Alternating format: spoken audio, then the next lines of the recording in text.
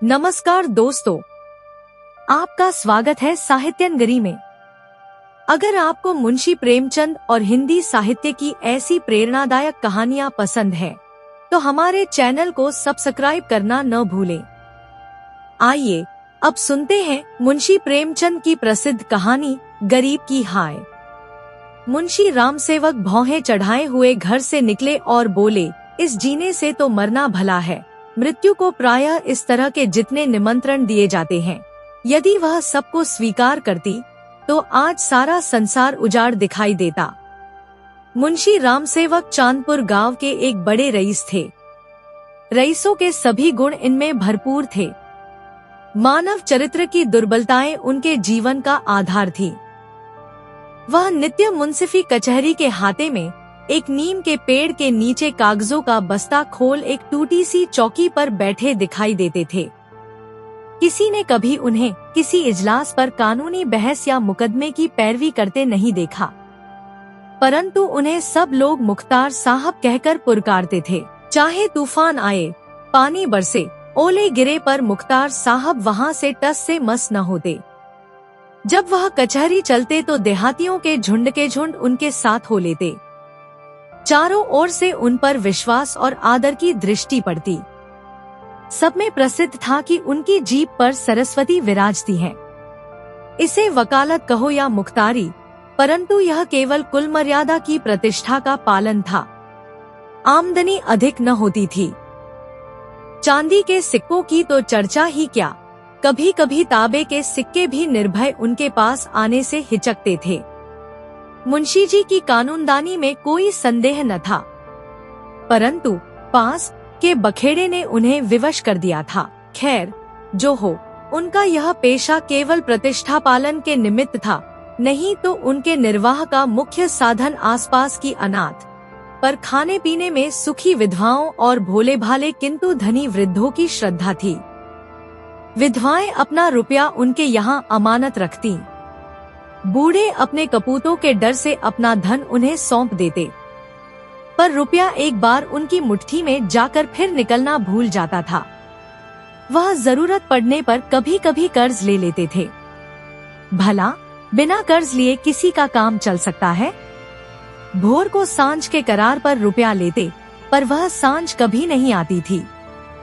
सारांश मुंशी जी कर्ज लेकर देना सीखे नहीं थे।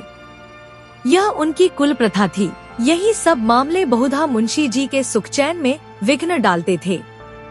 कानून और अदालत से तो उन्हें कोई डर न था। इस मैदान में उसका सामना करना पानी में मगर से लड़ना था। परंतु जब कोई दुष्ट उनसे भिड़ जाता, उनकी ईमानदारी पर संदेह करता और उनके मुंह पर बुरा भला कहने पर उतारू हो जाता, तब मुंशी जी के हृदय पर बड़ी चोट लगती। इस प्रकार की दुर्घटनाएं प्रायः होती थी। हर जगह ऐसे ओछे लोग रहते हैं जिन्हें दूसरों को नीचा दिखाने में ही आनंद आता है। ऐसे लोगों का सहारा पाकर कभी कभी छोटे आदमी मुंशी जी के मुंह लग जाते थे। नहीं तो एक कुंजड़िन की इतनी मजाल नहीं थी कि आंगन में जाकर उन्हें बुरा भला कहे। मुंशी जी उसके पुराने गाहक थे, बरसों तक उससे साग भाजी ली थी। यदि दाम न दिया जाए तो कुंजड़िन को संतोष करना चाहिए था। दाम जल्दी या देर से मिल ही जाते, परंतु वह मुहफट कुंजड़िन 2 ही बरसों में घबरा गई और उसने कुछ आने पैसों के लिए एक प्रतिष्ठित आदमी का पानी उतार लिया। झुझलाकर मुंशी जी अपने को मृत्यु का कलेवा बनाने पर उतारू हो गए, तो इसमें उनका कुछ दोष न था। इसी गांव में मूंगा नाम की एक विधवा ब्राह्मणी रहती थी। उसका पति ब्रह्मा की काली पलटन में हवलदार था और लड़ाई में वही मारा गया। सरकार की ओर से उसके अच्छे कामों के बदले मूंगा को 500 रुपए मिले थे। विधवा स्त्री, जमाना नाजुक था, बेचारी ने सब रुपए मुंशी रामसेवक को सौंप दिए और महीने महीने थोड़ा थोड़ा उसमें से मांगकर अपना निर्वाह करती रही।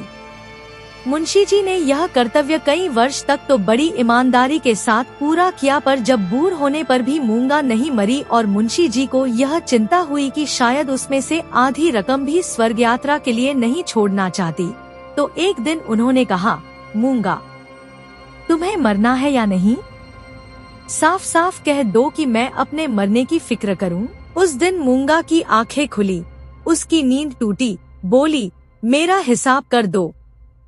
हिसाब का चिट्ठा तैयार था, अमानत में अब एक कौड़ी बाकी न थी। मूंगा ने बड़ी कड़ाई से मुंशी जी का हाथ पकड़कर कहा, अभी मेरे 250 रुपए तुमने दबा रखे हैं, मैं एक कौड़ी भी न छोड़ूंगी। परंतु अनाथों का क्रोध पटाखे की आवाज है, जिससे बच्चे डर जाते हैं और असर कुछ नहीं होता। अदालत में उसका कुछ जोर न था, न लिखापड़ी थी, न हिसाब किताब। हाँ, पंचायत से कुछ आसरा था। पंचायत बैठी, कई गांव के लोग इकट्ठे हुए। मुंशी जी नियत और मामले के साफ थे, उन्हें पंचों का क्या डर। सभा में खड़े होकर पंचों से कहा, भाइयों, आप लोग सत्यनारायण और कुलीन हैं, मैं आप सब साहबों का दास हूँ। आप सब साहबों की उदारता और कृपा से, दया और प्रेम से मेरा रोम रोम कृतज्ञ है, और आप लोग सोचते हैं कि इस अनाथिनी और विधवा स्त्री के रुपए हड़प कर गया हूँ। पंचों ने एक स्वर से कहा, नहीं नहीं, आपसे ऐसा नहीं हो सकता। राम सेवक, यदि आप सब सज्जनों का विचार हो कि मैंने रुपए दबा लिए, तो मेरे लिए डूब मरने के सिवा और कोई उपाय नहीं। मैं धनाढ्य नहीं हूँ, न मुझे उदार होने का घमंड है, पर अपनी कलम की कृपा से, आप लोगों की कृपा से किसी का मोहताज नहीं हूँ। क्या मैं ऐसा ओछा हो जाऊंगा कि एक अनाथिनी के रुपए पचा लूं? पंचों ने एक स्वर से फिर कहा, नहीं नहीं, आपसे ऐसा नहीं हो सकता। मुंह देखकर टीका काढ़ा जाता है। पंचों ने मुंशी जी को छोड़ दिया। पंचायत उठ गई। मूंगा ने आह भरकर संतोष किया और मन में कहा, अच्छा अच्छा, यहाँ न मिला तो न सही, वहाँ कहाँ जाएगा। अब कोई मूंगा का दुहक सुनने वाला और सहायक न था। दरिद्रता से जो कुछ दुहक भोगने पड़ते हैं, वह सब उसे झेलने पड़े। वह शरीर से पुष्ट थी, चाहती तो परिश्रम कर सकती थी, पर जिस दिन पंचायत पूरी हुई, उसी दिन उसने काम न करने की कसम खा ली। अब उसे रात दिन रुपयों की रट लगी रहती। उठते बैठते, सोते जागते, उसे केवल एक काम था, और वह मुंशी राम सेवक का भला मनाना। अपने झोपड़े के दरवाजे पर बैठी हुई वह रात दिन उन्हें सच्चे मन से असीसा करती। बहुधा अपने असीस के वाक्यों में ऐसे कविता के वाक्य और उपमाओं का व्यवहार करती कि लोग सुनकर अचंभे में आ जाते। धीरे धीरे मूंगा पगली हो चली। नंगे सिर, नंगे शरीर, हाथ में एक कुल्हाड़ी लिए हुए सुनसान स्थानों में जा बैठती। झोपड़ी के बदले अब वह मरघट पर, नदी के किनारे खंडहरों में घूमती दिखाई देती।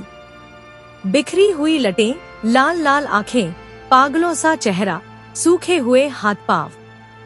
उसका यह स्वरूप देखकर लोग डर जाते थे।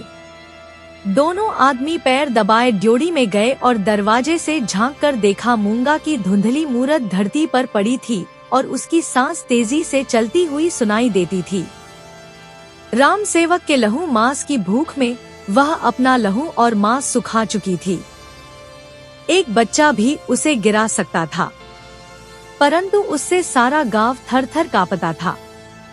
हम जीते मनुष्य से नहीं डरते, पर मुर्दे से डरते हैं। रात गुजरी, दरवाजा बंद था, पर मुंशी जी और नागिन ने बैठकर रात काटी।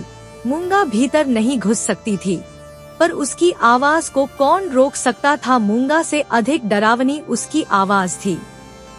भोर को मुंशी जी बाहर निकले और मूंगा से बोले, यहाँ क्यों पड़ी है?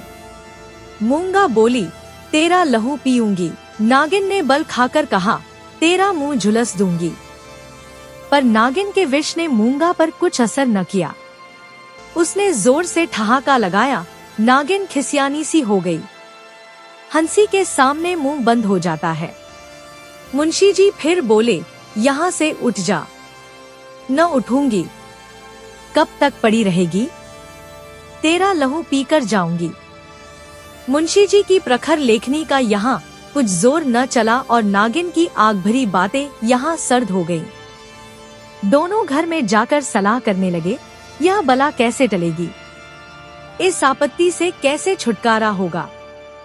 देवी आती है तो बकरे का खून पीकर चली जाती है, पर यह डाइन मनुष्य का खून पीने आई है। वह खून जिसका अगर एक बूंद भी कलम बनाने के समय निकल पड़ती थी तो अठवारों और महीनों सारे कुनबे को अफसोस रहता और यह घटना गांव में घर घर फैल जाती। क्या वही लहू पीकर मूंगा का सूखा शरीर हरा हो जाएगा? गांव में यह चर्चा फैल गई। मूंगा मुंशी जी के दरवाजे पर धरना दिए बैठी है।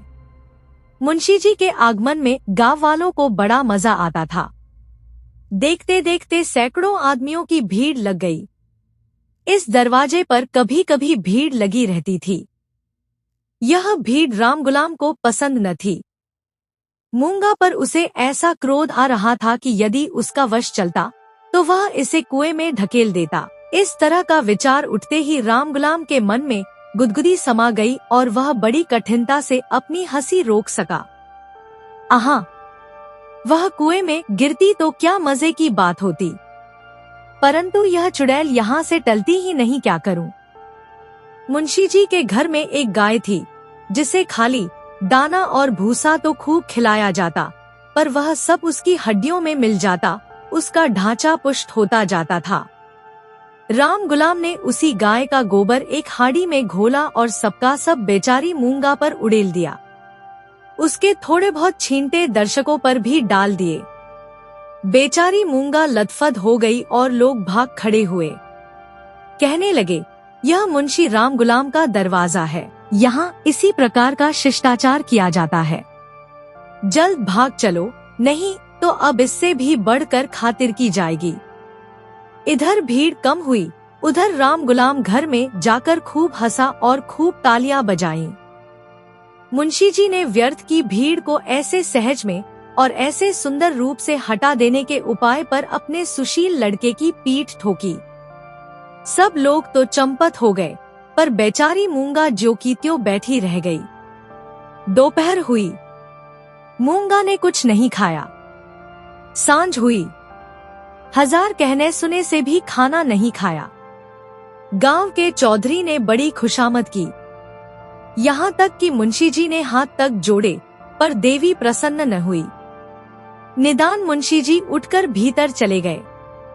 वह कहते थे कि रूठने वाले को भूख आप ही मना लिया करती है। मूंगा ने यह रात भी बिना दाना पानी के काट दी। लालाजी और ललाइन ने आज फिर जाग जाग कर भोर किया। आज मूंगा की गरज और हंसी बहुत कम सुनाई पड़ती थी। घरवालों ने समझा बला टली।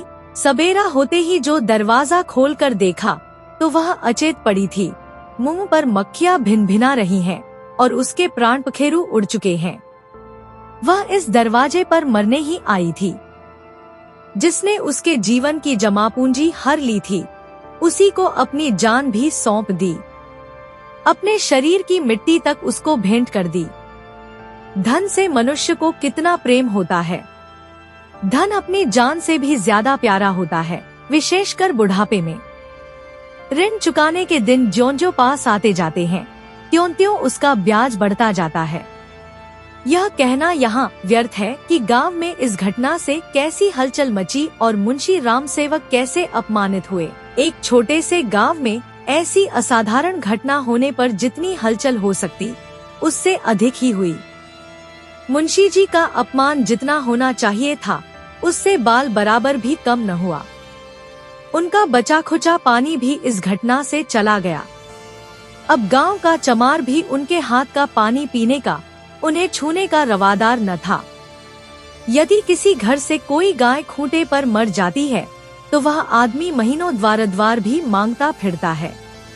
न नाई उसकी हजामत बनावे, न कहार उसका पानी भरे, न कोई उसे छुए। यह गोहत्या का प्रायश्चित था। ब्रह्महत्या का दंड तो इससे भी कड़ा है और इसमें अपमान भी बहुत है। मूंगा यह जानती थी और इसीलिए इस दरवाजे पर आकर मरी थी। वह जानती थी मैं जीते जी तो कुछ नहीं कर सकती, मरकर उससे बहुत कुछ कर सकती हूँ।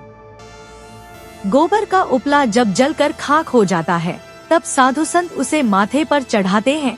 पत्थर का ढेला आग में जलाकर आग से अधिक तीखा और मारक होता है। मुंशी रामसेवक कानूनदा थे। कानून ने उन पर कोई दोष नहीं लगाया था। मूंगा किसी कानूनी दफा के अनुसार नहीं मरी थी। ताजीरात हिंद में उसका कोई उदाहरण नहीं मिलता था।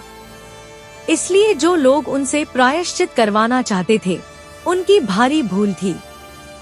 कुछ हर्ज नहीं, कहार पानी न भरे न सही, वह पानी भर लेंगे। अपना काम आप करने में भला लाज ही क्या। बला से नाई बाल न बनावेगा।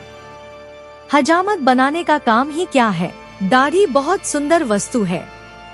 दाढ़ी मर्द की शोभा और सिंगार है, और जो फिर बालों से ऐसी घिन होगी तो एक एक आने में तो अस्तुरे मिलते हैं। धोबी कपड़े न धोएगा, इसकी भी कुछ परवाह नहीं। साबुन तो गलीगली कौड़ियों के मोल आता है। एक बट्टी साबुन में दर्जनों कपड़े ऐसे साफ हो जाते हैं जैसे बगुले के पर। धोबी क्या खाकर ऐसा साफ कपड़ा धोएगा।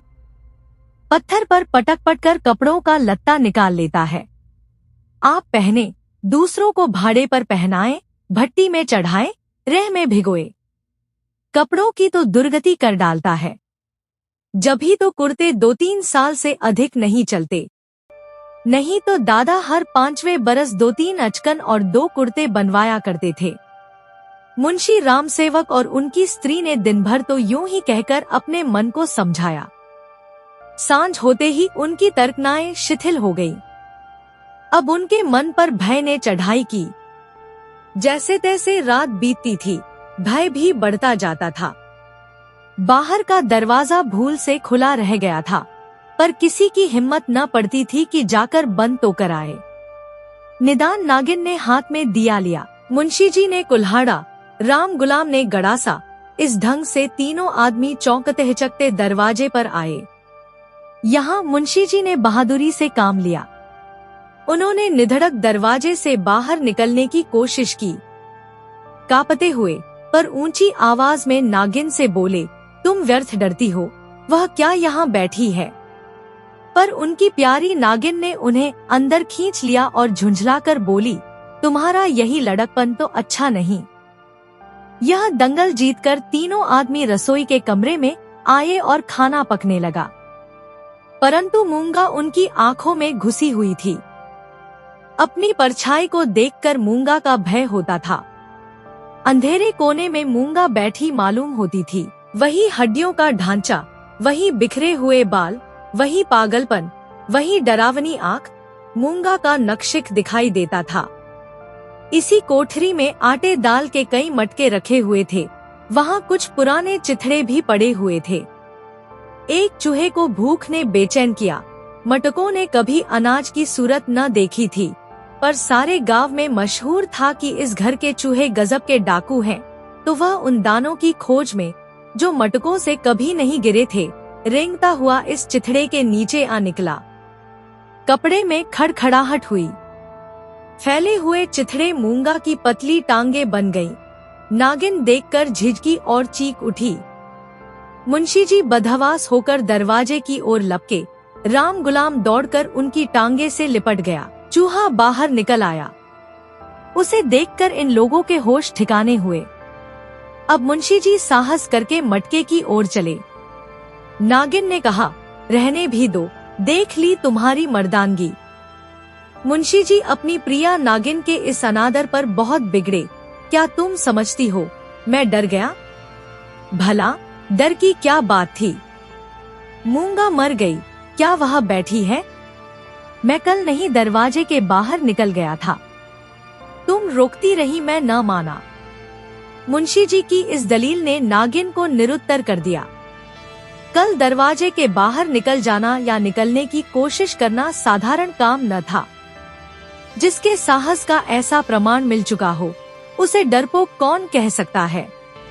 यह नागिन की हठधर्मी थी। खाना खाकर तीनों आदमी सोने के कमरे में आए, परंतु मूंगा ने यहाँ भी पीछा न छोड़ा। बातें करते थे, दिल को बहलाते थे। नागिन ने राजा हरदौल और रानी सारंधा की कहानियाँ कहीं। मुंशी जी ने फौजदारी के कई मुकदमों का हाल कह सुनाया। परंतु तो भी इन उपायों से भी मूंगा की मूर्ति उनकी आंखों के सामने से न हटती थी। जरा खटखटाहट होती तब तीनों चौंक पड़ते। उधर पत्तियों में सनसनाहट हुई कि इधर तीनों के रोंगटे खड़े हो गए। रहकर एक धीमी आवाज धरती के भीतर से उनके कानों में आती थी, तेरा लहू पीऊंगी। आधी रात को नागिन नींद से चौंक पड़ी। वह इन दिनों गर्भवती थी। लाल लाल आंखों वाली, तेज और नुकीले दांतों वाली मूंगा उसी की छाती पर बैठी हुई जान पड़ती थी। नागिन चीख उठी, बावली की तरह आंगन में भाग आई और यकायक धरती पर चित्त गिर पड़ी। सारा शरीर पसीने पसीने हो गया। मुंशी जी भी उसकी चीख सुनकर चौंके, पर डर के मारे आंखें न खुली। अंधों की तरह दरवाजा टटोलते रहे। बहुत देर के बाद उन्हें दरवाजा मिला। आंगन में आए नागिन जमीन पर पड़ी हाथ पांव पटक रही थी। उसे उठाकर भीतर लाए, पर रात भर उसने आंखें न खोली। भोर को अकबक बकने लगी। थोड़ी देर में ज्वर हो आया।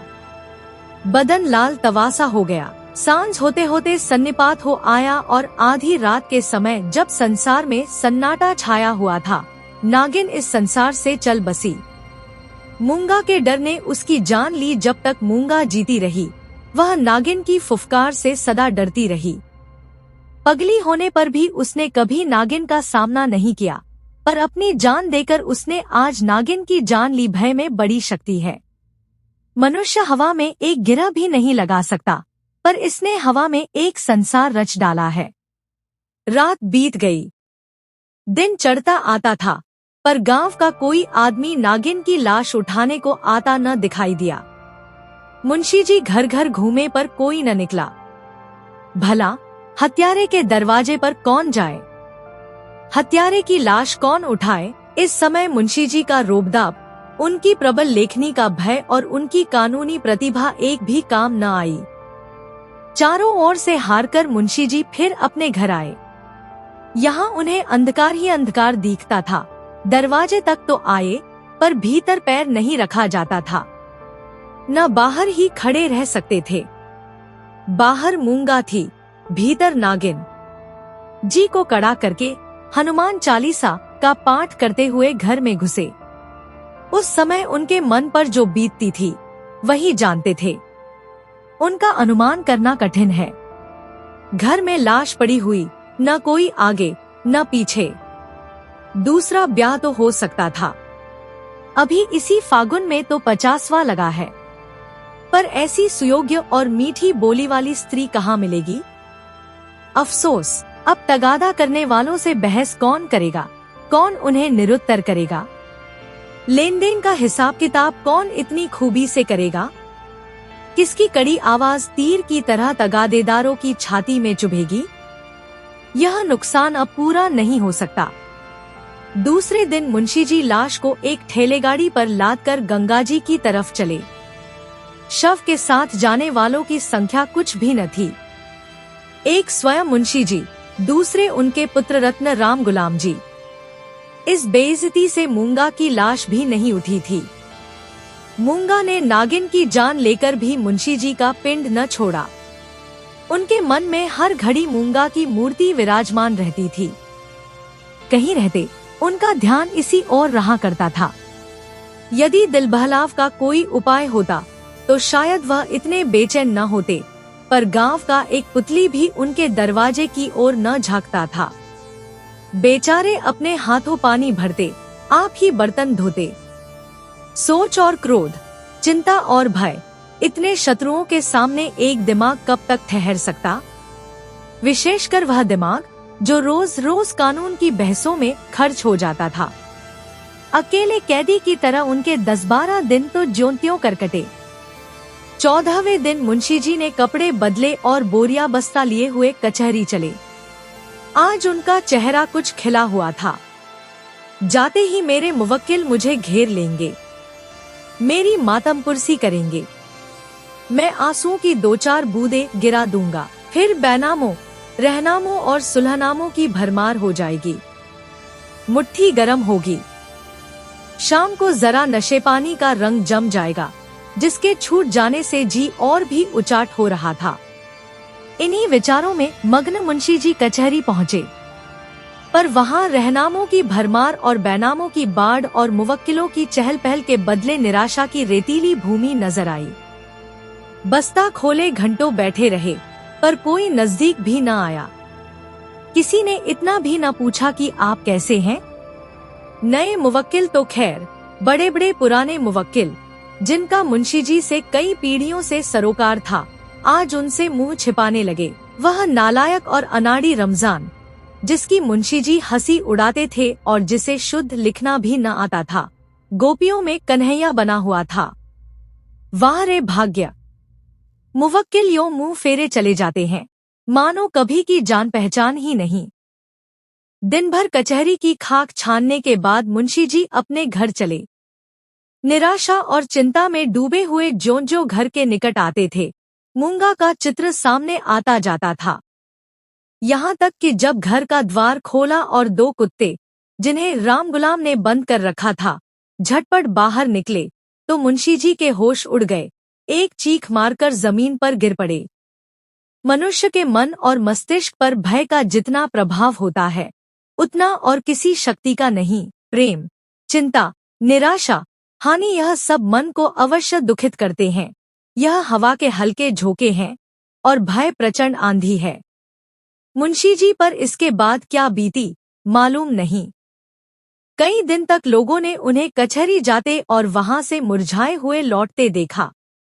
कचहरी जाना उनका कर्तव्य था, और यद्यपि वहां मुवक्किलों का अकाल था, तो भी तगादे वालों से गला छुड़ाने और उनको भरोसा दिलाने के लिए अब यही एक लटका रह गया था। इसके बाद वह कई महीने तक दीख न पड़े। बद्रीनाथ चले गए। एक दिन गांव में एक साधु आया, भभूत रमाए, लंबी लंबी जटाएं, हाथ में कमंडल। इसका चेहरा मुंशी राम सेवक से बहुत मिलता जुलता था। बोलचाल भी अधिक भेद न था। वह एक पेड़ के नीचे धूनी रमाए बैठा रहा। उसी रात को मुंशी राम सेवक के घर धुआं उठा, फिर आग की ज्वाला दिखने लगी और आग भड़क उठी। गांव के सैकड़ों आदमी दौड़े, आग बुझाने के लिए नहीं, तमाशा देखने के लिए। एक गरीब की हाय में कितना प्रभाव है। राम गुलाम मुंशी जी के गायब हो जाने पर अपने मामा के यहाँ चल गया और वहाँ कुछ दिनों रहा, पर वहाँ उसकी चालढाल किसी को पसंद न आई। एक दिन उसने किसी के खेत में मूली नोची। उसने दो चार धौल लगाए।